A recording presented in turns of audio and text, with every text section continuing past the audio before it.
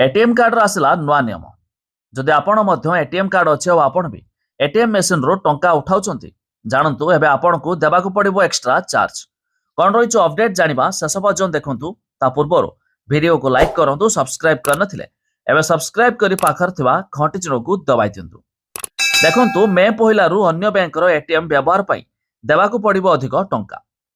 भारतीय reserve bank ATM interchange फी रे संशोधन अनुमोदन देछि जहाँ मे मास 1 तारिख 2025 ठारू लागू हेबो। यह ग्राहकों पई आर्थिक और अण आर्थिक दुई प्रकार लेनदेन को प्रभावित करिबो। तेबे आरबीआई आर्थिक लेनदेन पई फी रे 2 टंका वृद्धि मंजूरी देछि जहाँ पूर्व 17 टंका थिबा बेले एबे 19 टंका हेबो।